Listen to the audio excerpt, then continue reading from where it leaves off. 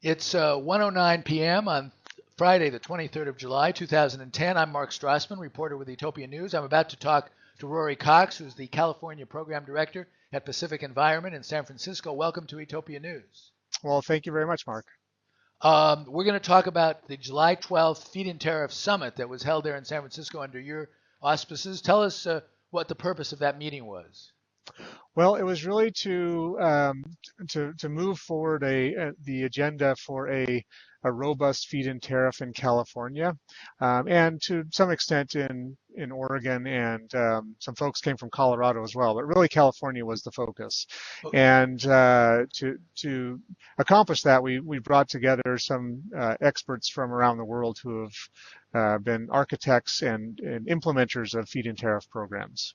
Who were some of the people who were there and spoke? Well, Hans Josef Fell, who is with the German Green Party and was very instrumental in getting a very strong feed-in tariff passed in Germany, which has resulted in a dramatic increase in renewable development. He spoke. Michael Brun, from the executive director of the Sierra Club, also spoke and made a commitment that the National Sierra Club saw feed-in tariffs as an important policy tool. We had Mike Layton from Environmental Defense in Ontario to talk about the Ontario program, which has also been successful. We had the former mayor of Gainesville, Florida, Peggy Kiernahan, also talking about their program. So we had people from a lot of diverse places. Okay, and what was the gist of the status of the feed-in tariff movement according to the people who were there? Well, we heard a mixed bag of stories. Certainly, Germany and France have been very successful with theirs. I think Ontario has also been very successful in terms of a program that has sold out quickly and has resulted in a very rapid development of distributed generation renewable projects.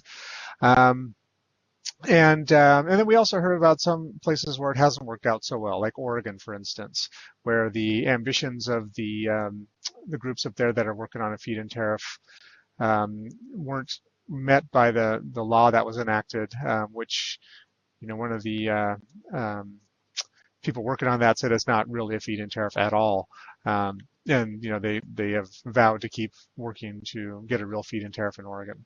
Okay, now you said the focus was on getting a feed-in tariff in California. What's the status of that now? Well, it looks like it's probably not going very far this year, but people have high hopes for next year.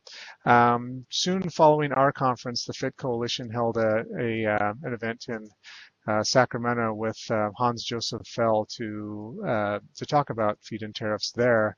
And amongst the supporters that came out were Mary Nichols from the Air Resources Board, who also said some encouraging things about Air Resources Board. So it's getting some support from some pretty high levels in the state, but at the same time, the bill that had been proposed by Fuentes has been pretty much shelved for the rest of the year, and so that's why we just don't expect much this year. But next year, I think we're going to work with other groups, and I know a lot of other groups are working on this as well to really galvanize the support for something stronger next year.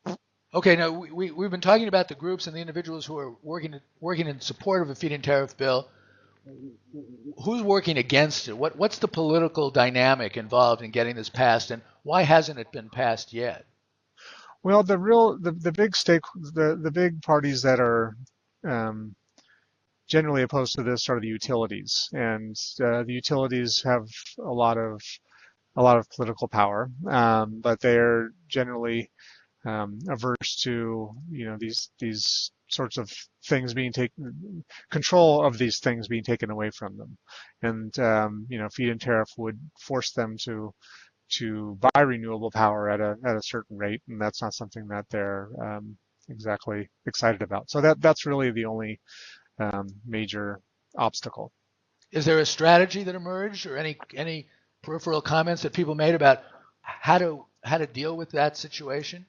Well, you deal with it by, I think the biggest takeaway that I got out of the conference was that the two most successful feed-in tariff programs that we heard about from Ontario and from Germany, in both cases they had a very wide and diverse spectrum of stakeholder support, which means that labor unions and public health advocates and people beyond the usual environmental groups were supportive of the efforts of those efforts.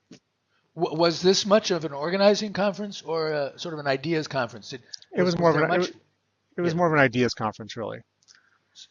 Okay. Yeah, And it was all plenaries and keynotes. We didn't have any organizing sessions or anything along those lines. It was really just to sort of get the information out there and to really sort of build the political momentum and kind of rally the troops. okay. And what was the rallying cry? And explain why a feed-in tariff, according to all the people who were there, makes sense for California. Well, the rallying cry really was that the thing that the renewable portfolio standard, which we have in California, is been, we're supposed to be at 20% renewables this year, and we're really down at about 12, 13% statewide. And, renewable development just has not taken off in California. And the big piece that's missing is any kind of a stable financial climate for the renewable industry to latch on to. They need some certainty in terms of financing their projects. That certainty doesn't exist. So the real the real call then was that for one thing we were at a point now where solar photovoltaics are at such a price that it's really inexpensive to install them in a distributed generation kind of scenario, where you have a lot of small projects that are in the market, within the energy market, within cities and suburbs and empty lots and rooftops. And so there was a real sense that distributed generation is something that we really need to emphasize, and also just that feed-in tariffs is a way to get the certainty that will make the market a good one for those developers. And very briefly, what do you think is the best strategy to get that message out to more individuals, groups, and the general public? Well, I think it's really I think it's such a win-win for so many different types of stakeholders.